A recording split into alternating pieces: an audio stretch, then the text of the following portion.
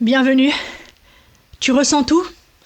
La tristesse de ta collègue, la tension dans la pièce, l'ambiance bizarre au repas de famille. Tu captes les non-dits, les silences, les micro-expressions, t'es une véritable antenne. Sauf que tu ne sais pas ce que toi, tu ressens vraiment. Tu ne sais pas ce que toi tu veux.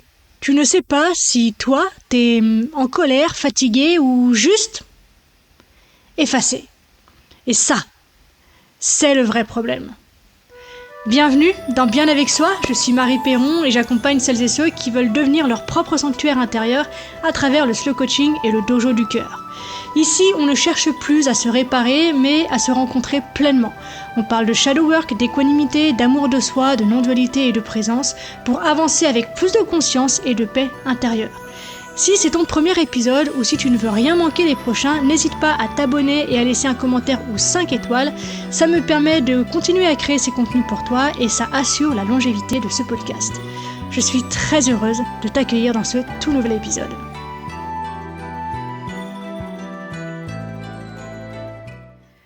Il y a quelques années, j'ai vécu une période assez étrange, à savoir que j'étais incapable d'exprimer quoi que ce soit. J'étais plus sèche que le désert d'Atacama, comme on dit. En gros, je pleurais pas, je ressentais rien, j'avais l'impression d'être complètement anesthésiée. Et donc, naturellement, je suis allée voir quelqu'un et je lui ai raconté un peu tout ça. En gros, je lui ai dit, je ressens rien, j'arrive pas à pleurer, j'arrive pas à exprimer, à dire ce que je vis. C'est comme si tout était bloqué. Et ce cher monsieur m'a regardé et il m'a dit très calmement, « Vous êtes hypersensible. » Et sur le moment, je me suis dit, mais il y a de la touffe en fait. Comment ça, hypersensible? Je viens justement de lui dire que je ne ressens rien, que je suis figée, que je suis coupée, que je suis anesthésiée. En quoi est-ce de l'hypersensibilité? Et pourtant, il m'a fallu des années pour comprendre qu'en réalité, il avait vu juste à un petit détail près. Petit, mais pas insignifiant.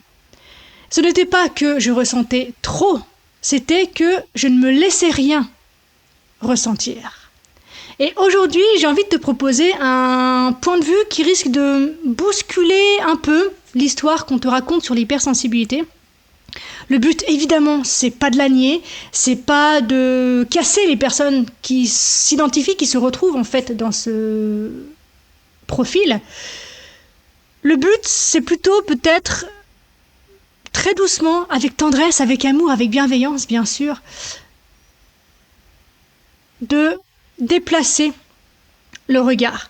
Parce qu'il y a une phrase que j'entends très souvent, que ce soit en conversation avec vous, dans les messages privés ou en coaching. Peut-être que tu l'as même déjà prononcée toi-même. Peut-être qu'on te l'a même dite avec ce petit sourire compatissant que tu connais si bien. Tu es trop sensible, ma pauvre, pour ce monde. Et sous une forme, c'est presque devenu un compliment, un badge, une sorte de médaille un peu douloureuse, mais brillante quand même. Comme si ressentir tout trop fort, tout très fort, était la preuve d'une profondeur supérieure. Comme si souffrir plus, c'était le signe d'une âme plus vaste. Et pendant longtemps, moi aussi, j'ai cru ça. Mais aujourd'hui, et c'est pour ça que je suis là avec toi, je ne le crois plus. Alors, je te propose de poser les choses clairement. On parle beaucoup d'hypersensibilité aujourd'hui. Il y a des livres, il y a des formations, des communautés entières qui se reconnaissent dans cette identité. Et je le comprends tellement, vraiment. Quand tu te sens submergé, quand tu pleures facilement, quand le bruit te fatigue, quand les tensions des autres te traversent, quand une simple remarque peut te plomber la journée, ça fait du bien d'avoir un mot vers lequel se tourner pour te dire « ouais ». C'est ça que je vis, que t'aies pas besoin de chercher, de te rajouter une charge supplémentaire à essayer de comprendre ce qui t'arrive, puisque le mot hypersensibilité est là pour te dire c'est ça que tu vis. Voilà pourquoi tu ressens ce que tu ressens. C'est ultra satisfaisant, c'est ultra apaisant. Un mot qui dit en fait, c'est pas que tu es faible, c'est juste que tu es hypersensible. Et dans un monde qui est régulièrement brutal, pressé, dur, être trop sensible pour ce monde, ça sonne presque noble. Mais j'ai envie de te poser une question.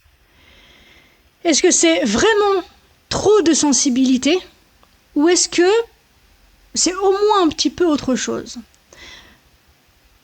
Parce qu'une émotion, quand elle est réellement ressentie, traversée, accueillie, ne reste pas des heures, ni des jours, ni des mois et encore moins des années. Une émotion, c'est une vague. Elle monte, elle atteint un pic et puis elle redescend. Si tu laisses faire, si tu ne mets pas de barrage, ça prend quelques minutes, parfois moins.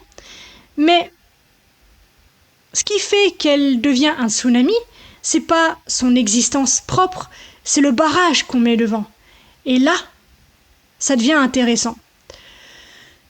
Imagine un fleuve puissant, tumultueux, un torrent si tu veux. Si tu essaies de le contenir, de l'endiguer, de le bloquer, l'eau ne disparaît pas.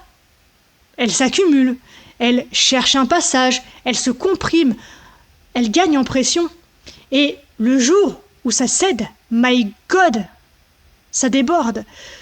Donc ce qu'on appelle souvent hypersensibilité dans le regard que je te propose aujourd'hui ressemble beaucoup à ça. C'est pas une intensité naturelle incontrôlable, c'est une intensité comprimée. C'est pas je ressens trop, c'est je ne veux pas ressentir ça. Le nombre d'hypersensibles qui me disent mais je ne veux plus ressentir toutes ces émotions et qui manifestement et évidemment mettent ce barrage en place pour éviter de ressentir tout ça. Alors, face à ce barrage, pour construire ce barrage, je serre les dents, j'analyse, je relativise, je me dis que ce n'est pas grave, alors je fais bonne figure. Et comme je ne me laisse pas traverser par la vague quand elle est petite, quand elle est encore gérable, elle grossit, elle grossit, elle grossit, et un jour, je pleure pour rien. Je m'effondre pour, soi-disant, un détail. Je me sens envahi par quelque chose qui semble disproportionné. Et je conclus, je suis hypersensible. Mais si on regardait ça autrement, et si ce n'était pas trop d'émotion, mais trop de résistance, d'opposition à l'émotion. Pour moi, l'hypersensibilité, c'est pas une capacité à ressentir plus que les autres. C'est souvent une incapacité à ressentir pleinement. Parce que ressentir pleinement, ressentir vraiment, ça veut dire quoi ? Ça veut dire laisser l'émotion traverser le corps, sans commentaire, sans jugement, mur 1 du dojo, sans analyse immédiate, sans tentative de contrôle. Or, beaucoup de personnes, et bon sang que j'en ai fait partie, qui se disent hypersensibles, font exactement l'inverse. Elles ressentent une montée et immédiatement, elles bloquent. Elles cherchent à la gérer, à la comprendre, à la contenir, à l'adoucir, à l'expliquer, à la rendre acceptable. Il y a une différence entre ressentir une émotion et l'analyser. Quand tu ressens, tu es dans le corps, tu es dans l'instant. Ça se passe dans le ventre, dans la gorge, dans la poitrine. C'est une sensation qui est brute, sans mots. Ça monte, ça atteint ce fameux pic et puis ça redescend. Quand tu analyses, tu es dans ta tête. Ça se passe dans le mental. Tu te demandes pourquoi je ressens ça. Est-ce que c'est normal? Est-ce que c'est justifié? Qu'est-ce que ça dit de moi? Qu'est-ce que les autres voient de moi à travers cette émotion? Et là, tu n'es pas en train de ressentir. Tu es en train de gérer, de tenter de gérer. En fait, c'est une hypersensibilité mentale, mais pas corporelle. Tu penses l'émotion, tu ne la vis pas. Et tant que tu la penses, elle ne peut pas passer. Elle reste bloquée. Et parce qu'elle reste bloquée, elle s'accumule, elle grossit jusqu'au jour où ça déborde. Et tu en conclus, une fois encore, je suis hypersensible. Mais en réalité, tu es juste, entre guillemets, hypermental. Et maintenant, je te propose d'aller encore un cran plus loin. Ce qu'on appelle souvent hypersensibilité, ce n'est donc pas, au regard de ce que je te propose aujourd'hui, une sensibilité excessive, c'est une hyperalerte. Et c'est pas la même chose. La sensibilité, c'est une capacité naturelle à être touchée par le vivant, par la beauté, par la tristesse, par la joie, par la douleur. En gros, c'est une ouverture. L'hyperalerte, c'est un système nerveux qui a appris que le monde était dangereux. Pas conceptuellement, donc pas mentalement, biologiquement. C'est une réponse ancrée dans ta construction. Et souvent, ça commence donc très tôt. Parfois dans l'enfance, parfois à l'adolescence, parfois plus tard. Mais à un moment, ton corps a enregistré d'une façon ou d'une autre, ici, il faut surveiller. Ici, il faut capter les signes. Ici, il est nécessaire d'anticiper. Et petit à petit, cette vigilance devient ta normalité. Tu ne te rends même plus compte que tu scannes tout le temps, en permanence. Tu crois que tu ressens plus, alors qu'en réalité, tu surveilles plus. Et du fait de cette surveillance, nécessairement, tu captes plus de choses. Et encore une fois, surveiller, c'est pas ressentir. C'est même l'opposé de ressentir. Ressentir, c'est accueillir une vague. Surveiller, c'est guetter un danger. Tu n'es pas trop sensible, tu es peut-être trop tendu, trop contracté, trop en train de surveiller. Et dans cette tension, la moindre vague devient énorme. Alors maintenant, on arrive au cœur de ce dont je voulais te parler aujourd'hui. Il y a un autre phénomène que j'observe très souvent chez les personnes qui se disent hypersensibles.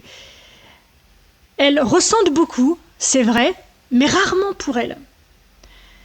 Elles ressentent l'ambiance, les non-dits, les fatigues des autres, la tristesse de leur partenaire, la colère de leurs collègues.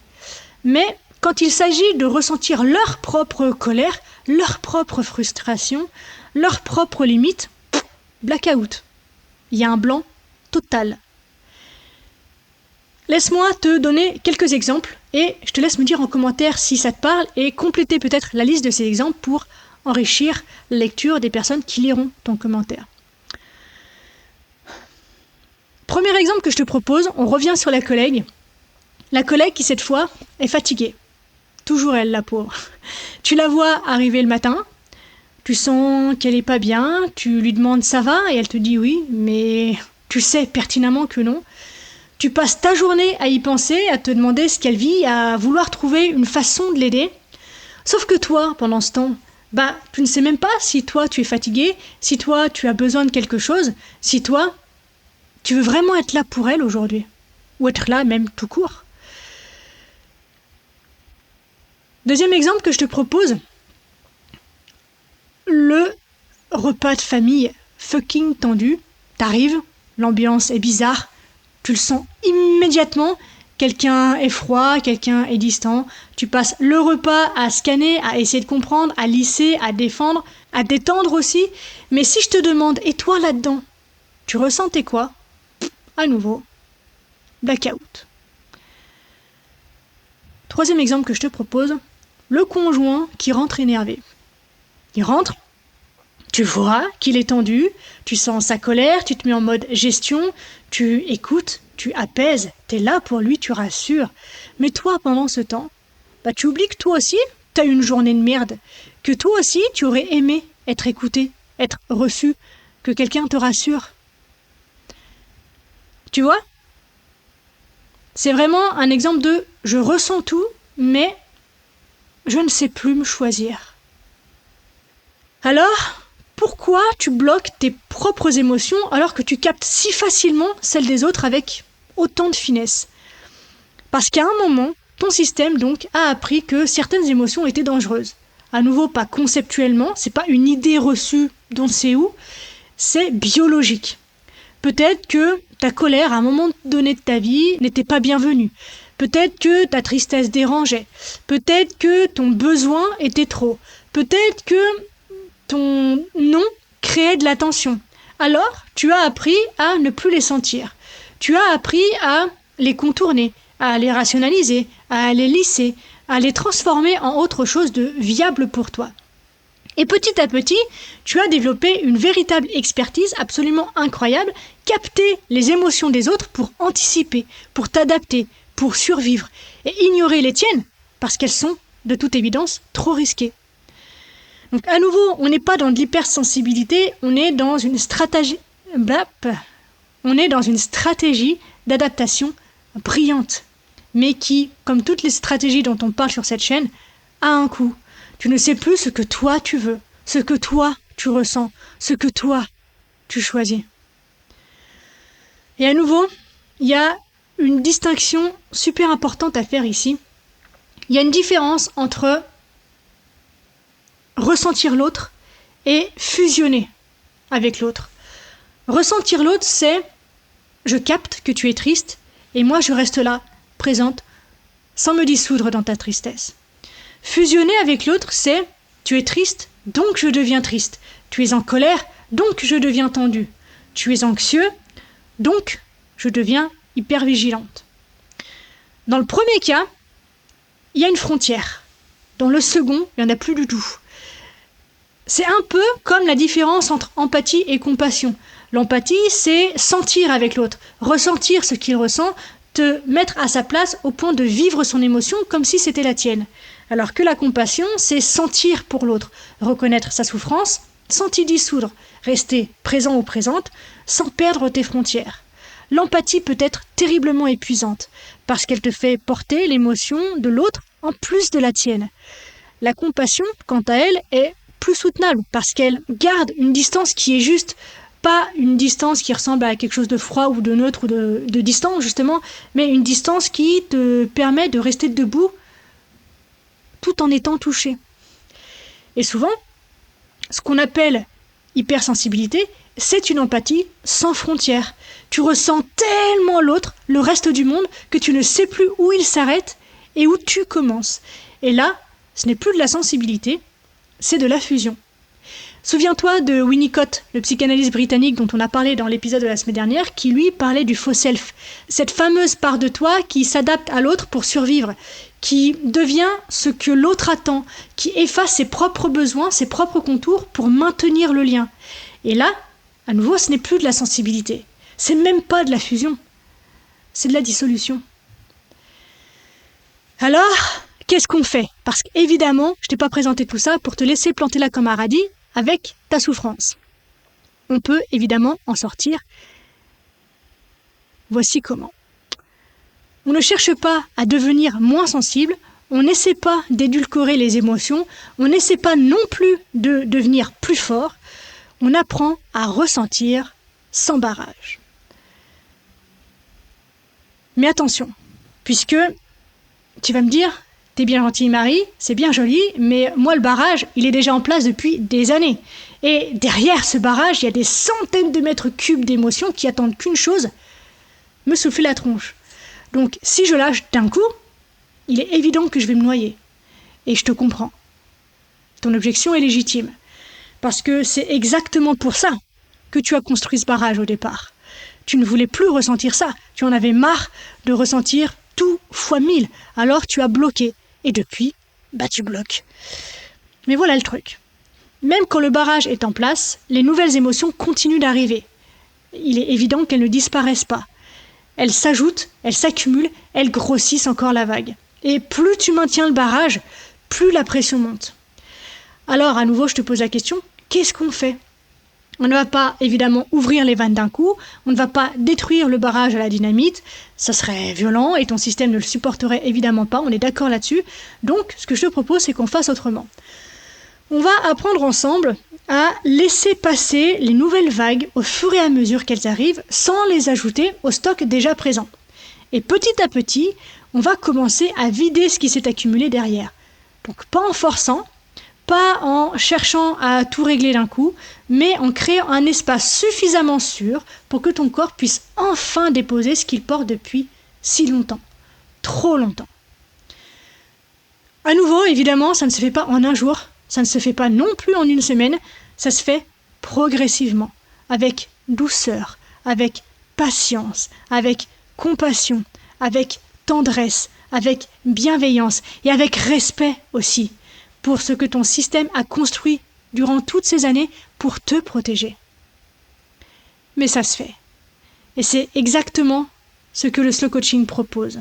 Un espace où tu peux commencer à desserrer le barrage sans que tout s'effondre. Où tu peux apprendre à ressentir sans être submergé. Où tu peux enfin te dire « Ok, je peux laisser passer cette vague-là et celle-là aussi, et peut-être que derrière, il y en a d'autres qui attendent, mais je n'ai pas besoin de tout traiter maintenant. Je peux y aller à mon rythme. » Le problème, à nouveau, n'est pas ton intensité. Le problème, c'est la sécurité. Concrètement, ça veut dire quoi? Ça veut dire que quand une émotion monte, je ne la raconte pas immédiatement.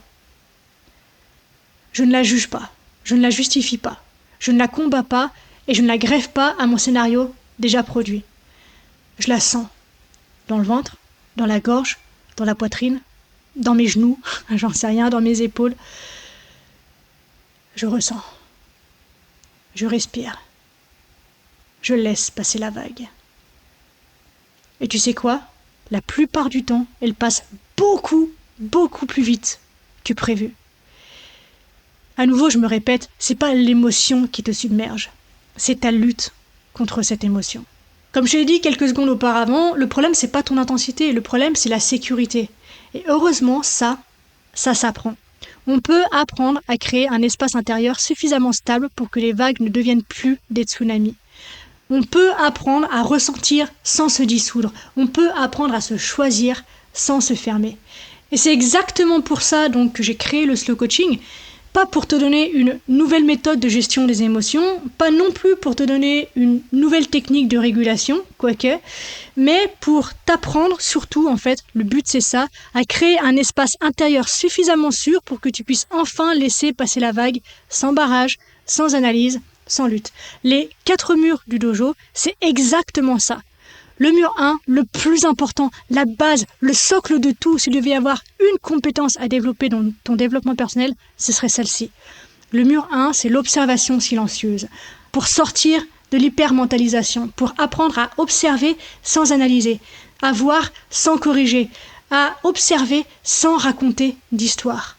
Vient ensuite le mur 2, celui de la respiration consciente, pour revenir dans le corps, créer de l'espace pour relier la tête, le cœur et le ventre et redonner au souffle sa fonction de passage. Vient ensuite le mur 3, le mouvement conscient pour libérer ce qui s'est figé, que ce soit par le mouvement physique ou par le mouvement intérieur. Le but de ce mur 3, c'est de remettre du flux là où il y avait de la frustration, de la tension, pour laisser circuler l'émotion sans la forcer.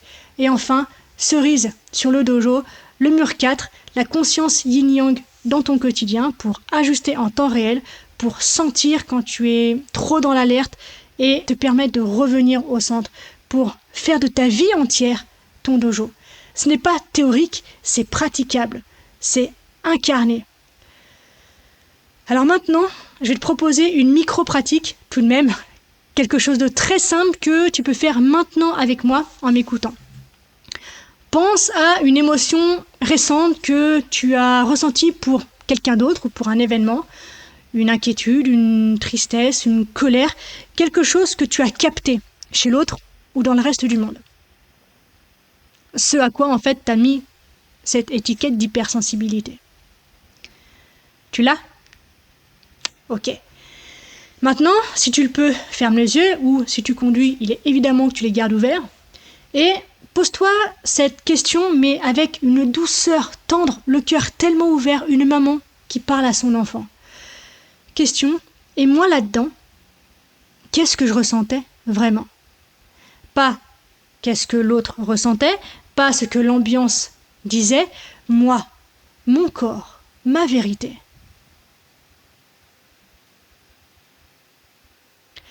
Si tu ne trouves rien, c'est ok. Tout va bien, c'est peut-être que tu n'as pas l'habitude de te chercher. Et c'est pas grave.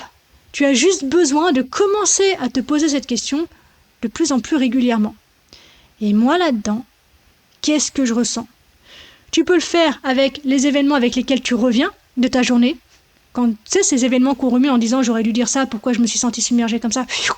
Je reviens dans le moment, je ressens, je respire, et moi, dans cet instant, qu'est-ce que j'ai ressenti ? Ou avant même de replonger dans le souvenir, moi, là, maintenant, qu'est-ce que je ressens ? Et rien que ça déjà, tu m'en diras des nouvelles. C'est déjà énorme. Si tu arrives au bout de cet épisode en te disant « Putain, mais en fait, je fais ça tout le temps », je t'assure que c'est normal. Si tu te sens un peu mise à nu, un peu inconfortable, un peu touchée, alors, bonne nouvelle, c'est que quelque chose a bougé. Tu as ta lumière orientée au bon endroit et tu peux, dès maintenant, lui faire un petit coucou et t'apaiser à cet endroit-là. C'est exactement ce que je voulais pour toi. Ce dont on vient de parler, c'est pas un défaut. c'est pas une faiblesse, c'est pas une preuve que tu n'as pas assez travaillé sur toi, c'est juste, encore une fois, une stratégie d'adaptation. Et maintenant, tu as tout ce qu'il faut pour commencer à voir qu'il existe une autre voie. Une voie où tu ne te dissous plus dans les émotions des autres. Une voie où tu sais ce que toi tu ressens. Une voie où tu peux te choisir sans te fermer. Tu ne ressens pas trop. Tu apprends peut-être simplement pour la première fois à ressentir vraiment. Et ça change tout. Si tu veux un espace où tu peux enfin laisser passer la vague sans construire un barrage à chaque fois, j'ai créé pour ça une formation gratuite de 4 jours pour installer ta sécurité intérieure via les fameux 4 murs du dojo. C'est court, concret, profond, pratique et ça te donne des repères que tu peux utiliser dès à présent dans ta vie quotidienne, au milieu donc de ton adversité quotidienne. Si tu veux y accéder, clique sur le premier lien qui se trouve dans la description ou dans le commentaire qui sera épinglé, ou si vraiment tu trouves pas, tu peux m'écrire en privé sur Facebook ou sur Instagram et je te donne moi-même le lien pour accéder à la formation. Et si tu es arrivé jusque-là, j'imagine que ça t'a plu, alors écris-moi en commentaire Hakuna Matata pour me montrer que tu es arrivé jusqu'au bout de cet épisode. Et si vraiment ça t'a plu, que ça a fait sens pour toi, partage-le à quelqu'un qui ressent peut-être tout trop fort, sauf elle-même. On se retrouve très vite dans le prochain épisode. À la revoyure.